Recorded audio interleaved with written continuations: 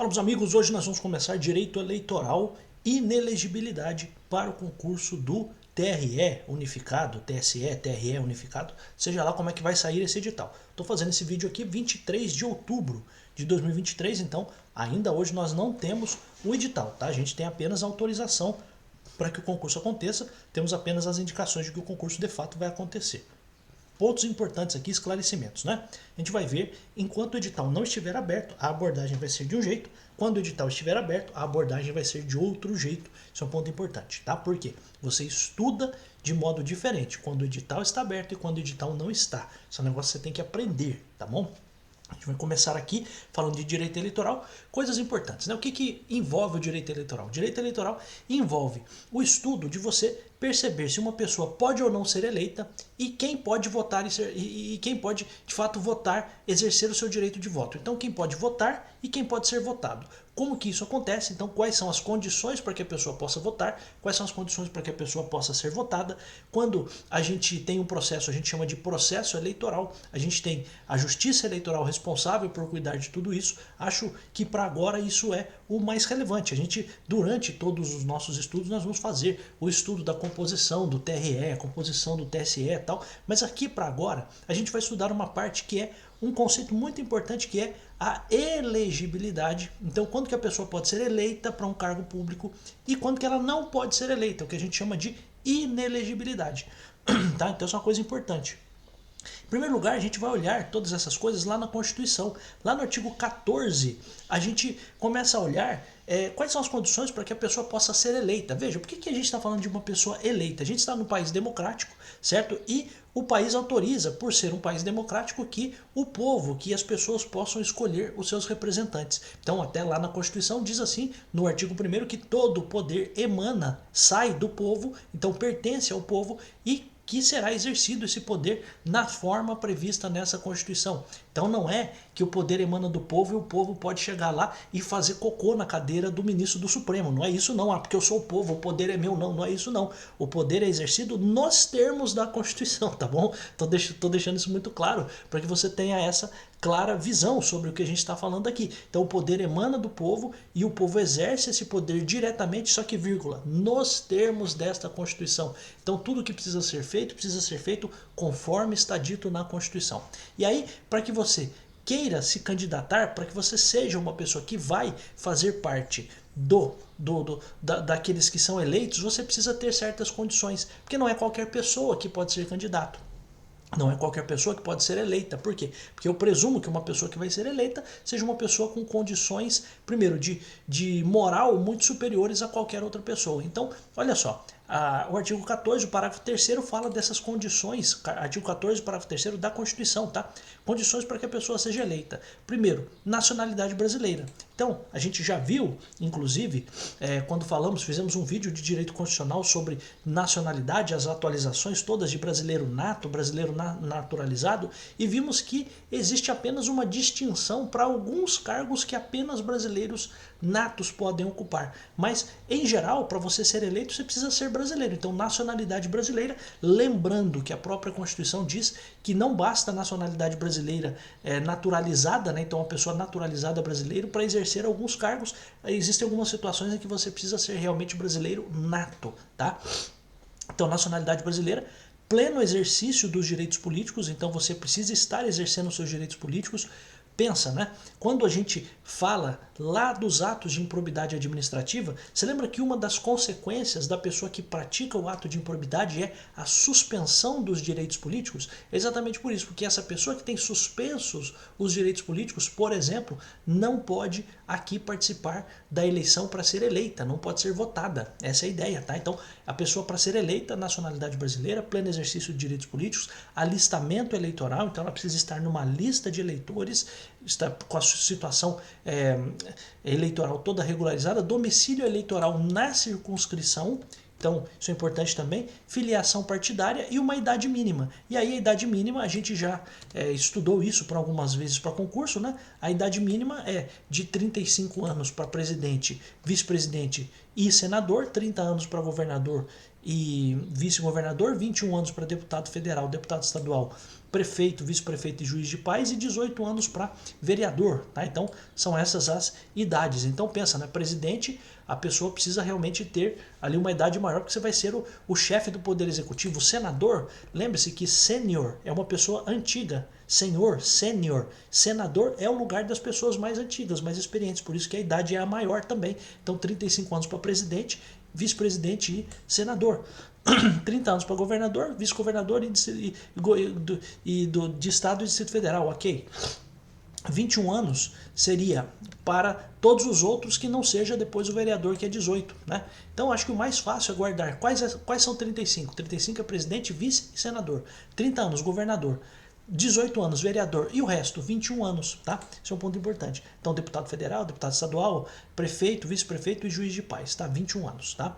Essa é a ideia, então por exclusão às vezes é mais fácil de você guardar. Eu pelo menos pensava assim, 35 presidente e senador, presidente e vice, senador, 30 governador e vice, ok. 18 vereador e o resto é 21 anos, tá?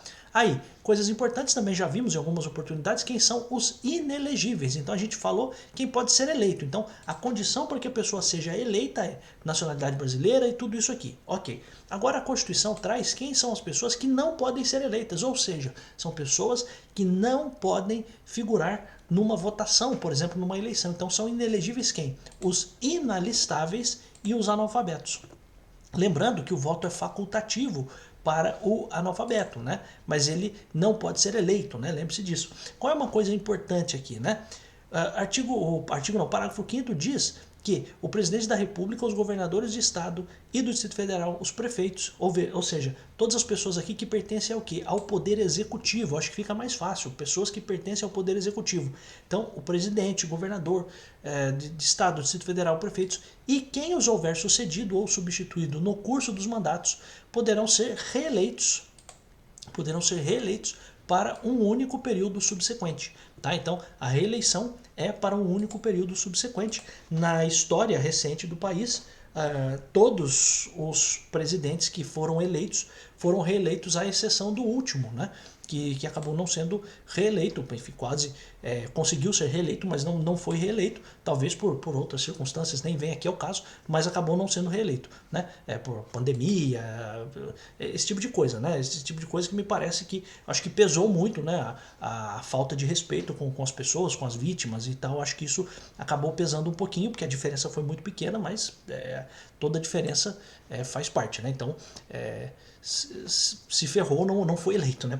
Então, não estou dizendo que eu gostei, que eu não gostei. Eu gostei, tá? Mas, assim, basicamente isso, tá? Então, chefe do executivo pode ser reeleito para um único período, tá? Parágrafo 6º, para concorrerem a outros cargos, aqui é um ponto importante, né? Para concorrer a outros cargos, essas pessoas aqui do executivo, elas devem renunciar aos respectivos mandatos até 6 meses antes do pleito. Então, por isso que você viu, por exemplo, em São Paulo, o governador João Dória renunciando ao cargo de governador para concorrer, ou para pensar pelo menos a concorrer para o cargo de presidente da República. Ele não chegou nem a de fato se candidatar, né? Mas a ideia dele era essa. Então ele renunciou ao cargo para quê? Para que ele pudesse concorrer a outro cargo. Então qual é a ideia? No mesmo cargo você não renuncia, no cargo novo você renuncia, tá? Então essa é a ideia. Então você tem que renunciar 6 meses antes do pleito. Antes do pleito aqui é antes das eleições, tá? E aí, só para a gente entrar aqui, eu nem vou falar aqui do parágrafo 8º, porque o parágrafo 8º a gente já viu em outras hipóteses aqui de nosso estudo para a Constituição. Eu queria tratar do parágrafo 7º e do 9º. Por quê? Porque são importantes aqui para a nossa prova, né? Para o nosso concurso de direito eleitoral, na parte de direito eleitoral. Então olha só, pessoas que são inelegíveis, ou seja, pessoas que não podem ser eleitas no território de jurisdição do titular, ou seja, onde o titular do mandato estiver. Quem? Cônjuge, parentes, consanguíneos ou afins, até o 2º grau ou por adoção, de quem? Do presidente, governador do estado de território do Distrito Federal, do prefeito e de quem os haja substituído dentro dos 6 meses anteriores ao pleito, salvo se já titular de mandato eletivo e candidato à reeleição.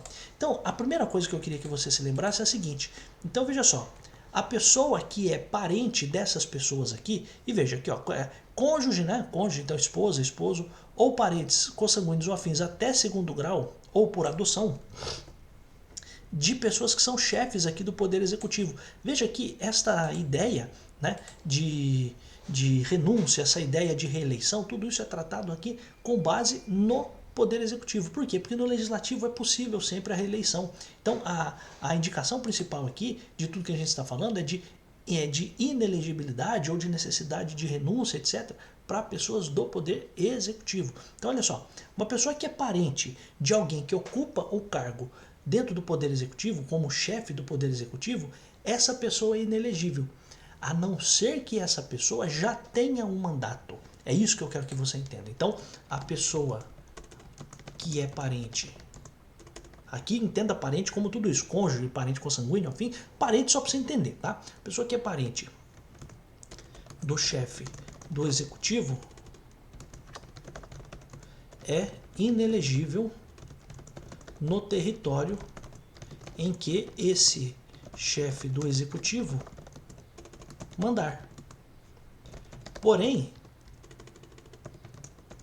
se essa pessoa já tiver um mandato eletivo, poderá se candidatar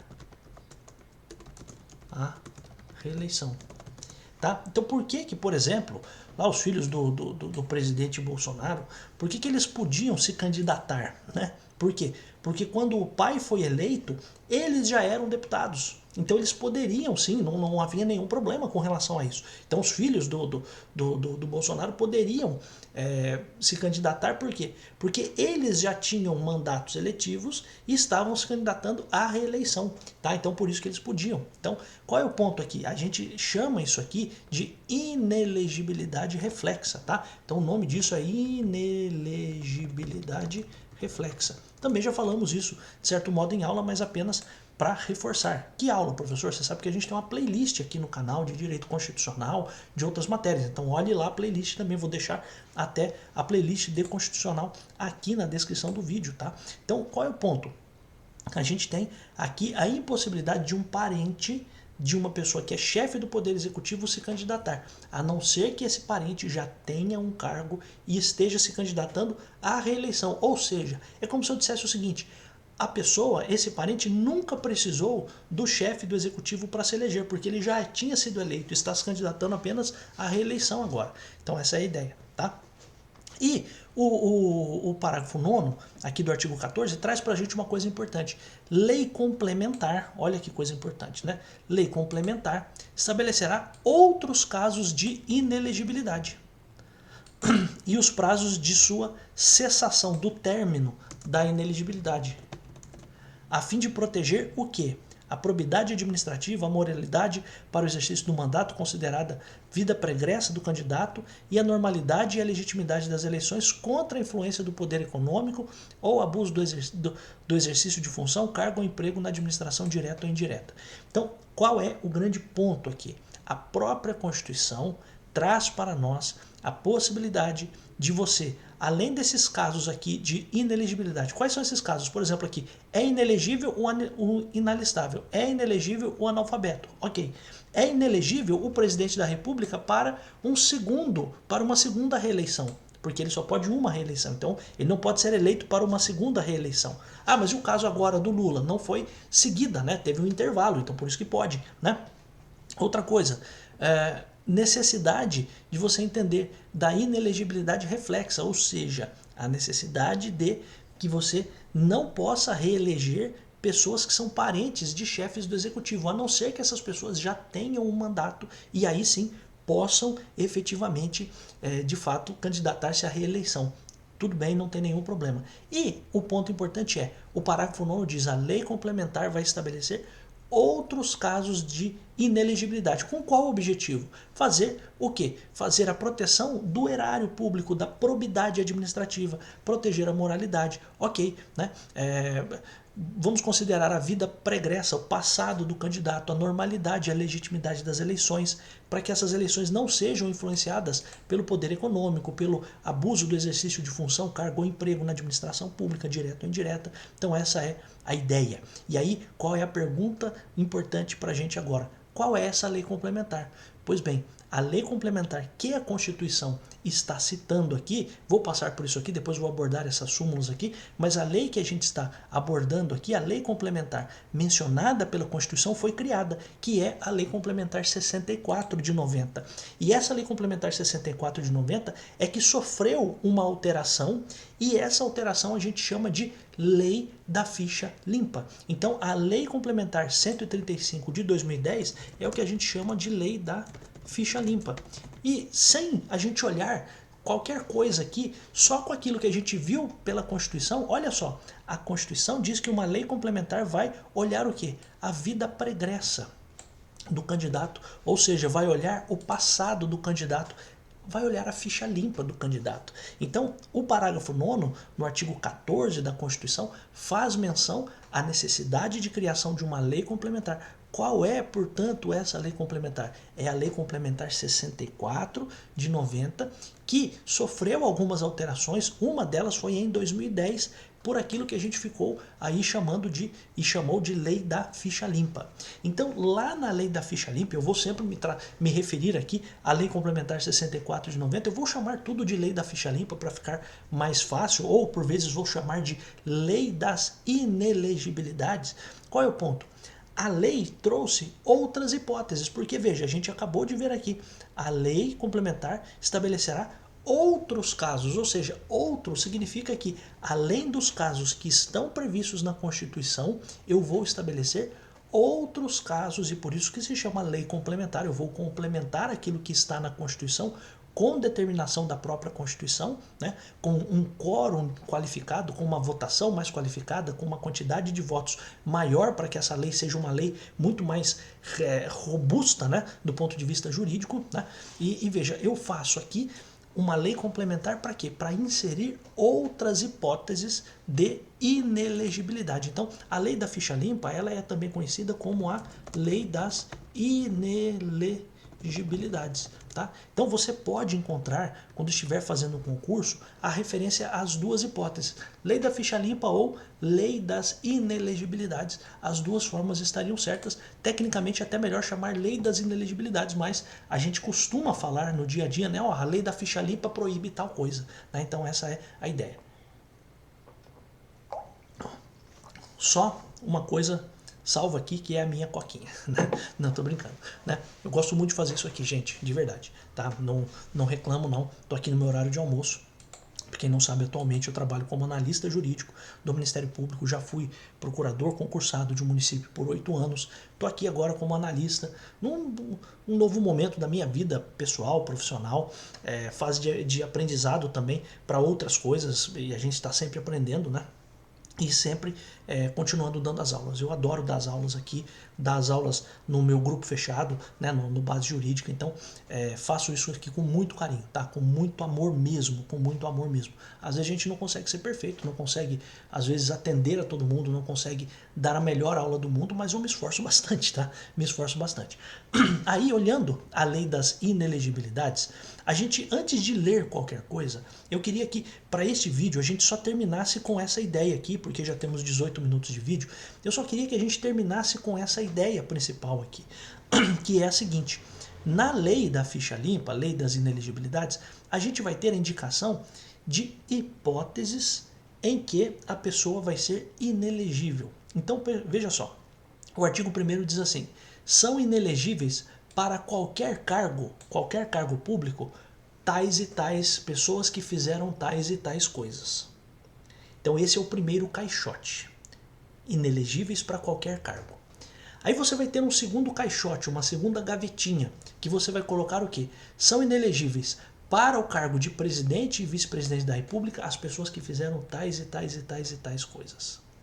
Aí depois a gente vai ver o seguinte: um outro caixotinho, uma outra gavetinha, são inelegíveis para governador e vice-governador do Estado e Distrito Federal as pessoas que fizeram tais e tais e tais e tais coisas. Já acrescentando uma coisa, que para o caso do governador, tudo que couber para o presidente cabe também para o governador, o que já deixa as coisas mais fáceis. Então eu preciso guardar o que cai para o presidente, porque também isso se aplica para o caso do governador.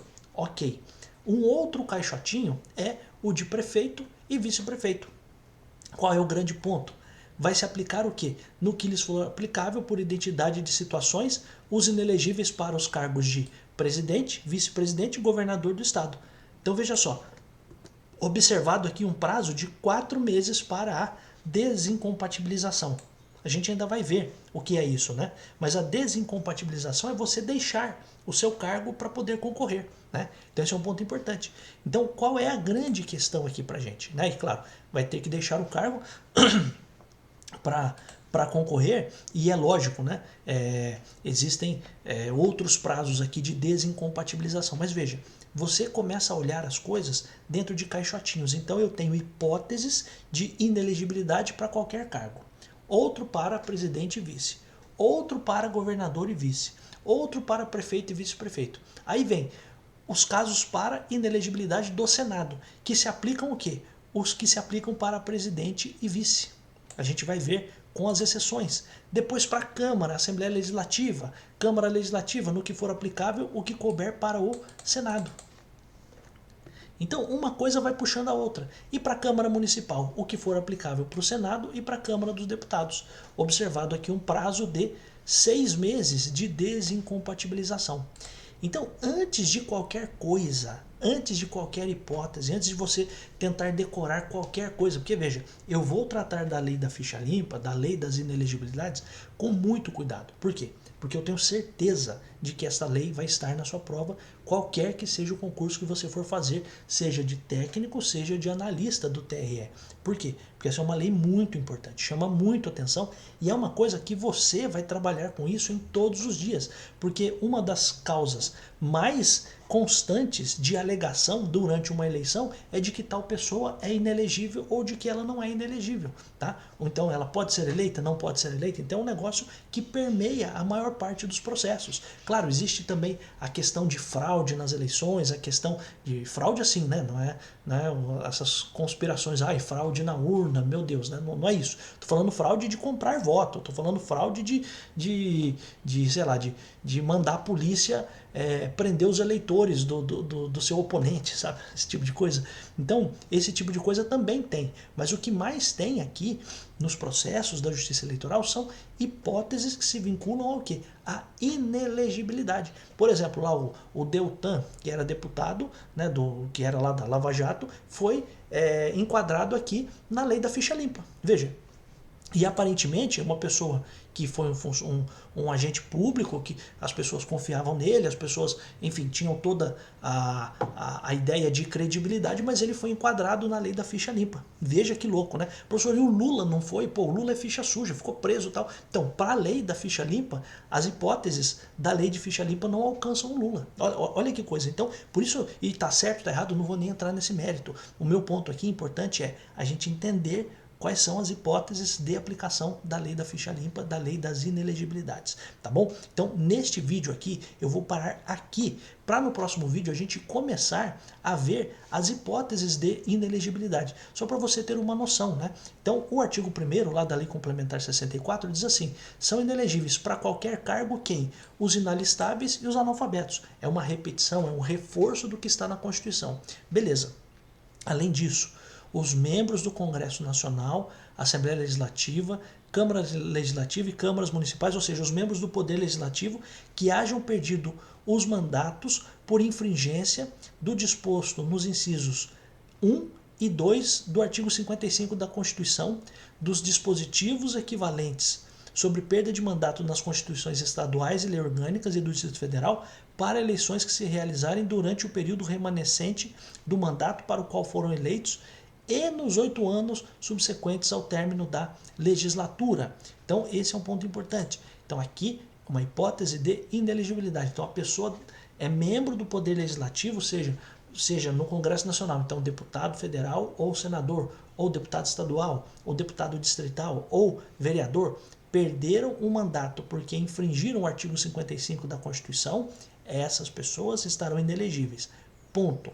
Outra coisa, né? Para qualquer cargo também, quem? O governador e o vice-governador do Estado e Distrito Federal, o prefeito e vice-prefeito, que perderem os seus cargos eletivos por infringência do dispositivo da Constituição Estadual, da Lei Orgânica do Distrito Federal ou Lei Orgânica do município, para as eleições que se realizarem durante o período remanescente e nos 8 anos subsequentes ao término do mandato para o qual tenham sido eleitos. Então aqui, por exemplo, é o caso do governador, do vice-governador e do prefeito que perderam os seus cargos por infringir ou a Constituição ou a lei orgânica. Então, por exemplo, um governador ou um prefeito que foram cassados pela Assembleia Legislativa ou foram cassados ali, por exemplo, o prefeito pela Câmara de Vereadores, pela Câmara Municipal. Então essas pessoas são inelegíveis. Por exemplo, o caso lá do Wilson Witzel, que era governador do Rio. Ele perdeu o seu cargo, por quê? Porque ele foi cassado por violação da Constituição do Estado do Rio de Janeiro.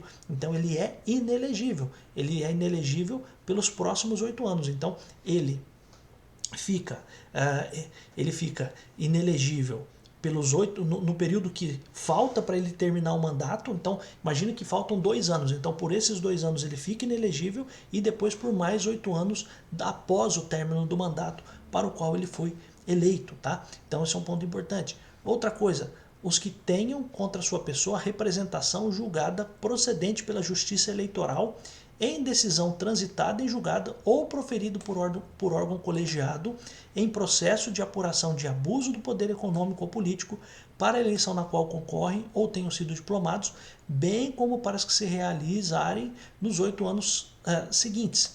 Então veja só, aqui no caso é uma pessoa que está concorrendo e o seu oponente nas eleições fez uma representação na justiça eleitoral, dizendo o seguinte: olha, esse cara aqui está abusando do poder econômico, ele está abusando do poder político, ele está comprando voto, ele está usando a máquina pública para se beneficiar, etc. e tal. O que acontece? Esse cara, ele não pode ser eleito mais. Por quê? Porque ele está violando as regras, está violando a democracia, ele está comprando votos. Então, nesse caso, ele fica inelegível. Então, ele fica inelegível para aquela eleição que ele está concorrendo ou que ele tenha sido diplomado. Então, pensa o seguinte: o cara foi eleito, ele foi diplomado, então a Justiça Eleitoral já reconheceu ele como o vencedor das eleições e aí ele vai lá e pode ser ainda declarado como inelegível. Por quê? Porque ficou comprovado o abuso do poder econômico ou poder político. Então, para aquela eleição e pelos próximos 8 anos. Tá?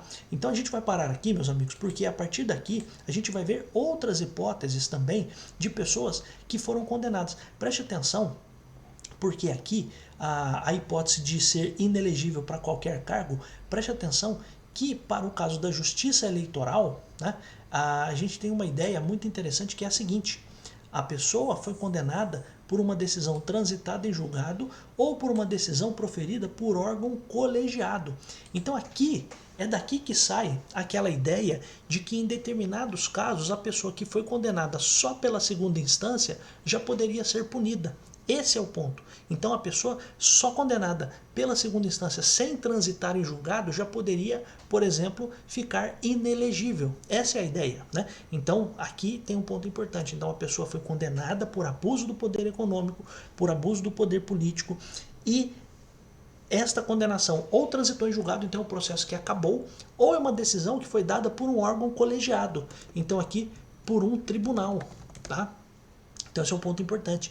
Então o cara tem uma decisão dada por um tribunal, isso é o suficiente para que ele fique inelegível, tá? Essa é a ideia. Professor, e se depois ele fizer um recurso e ganhar, então aí a gente vai ver que existem consequências, mas a princípio ele fica inelegível, ele não pode ser eleito, tá? Essa é a ideia. Aí a partir da letra I, a gente vai ver situações de pessoas que foram também condenadas, mas aí foram condenadas não porque violaram as regras das eleições, porque o item D é violar regras das eleições. Então, abuso do poder econômico, abuso do poder político, né?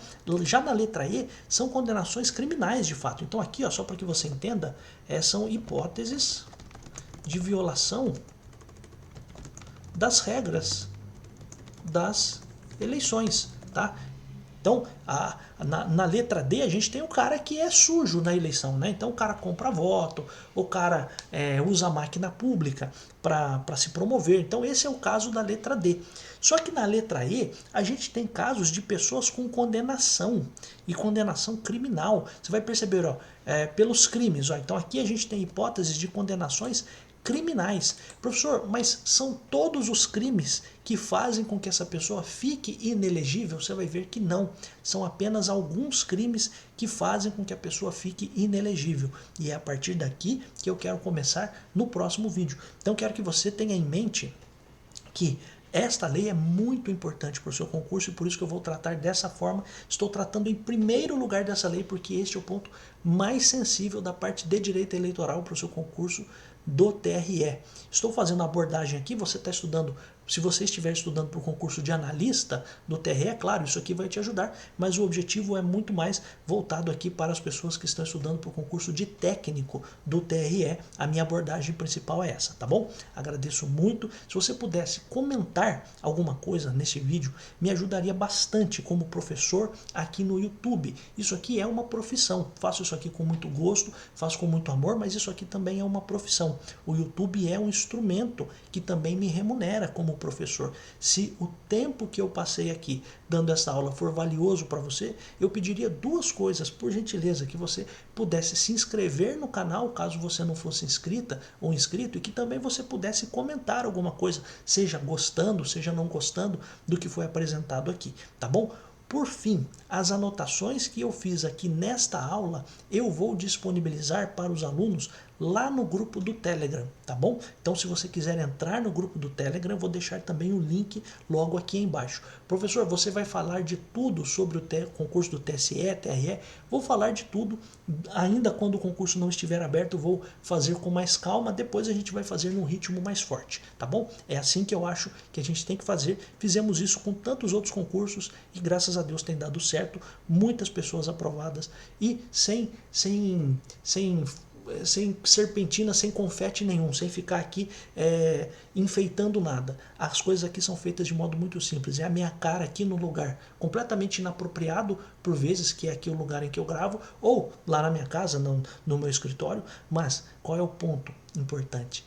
O conteúdo é o que vale. E eu queria que você entendesse isso mais do que qualquer coisa. Ai, professor, eu queria um PDF colorido, com cor de rosa choque, com cor verde laranja, verde limão, né, com cor de laranja, sei lá o que. Cara, é isso aqui, é o suficiente para você passar, acredite em mim, tá bom? Fico muito agradecido, eu volto em tantos outros vídeos, sim, porque eu adoro estar aqui.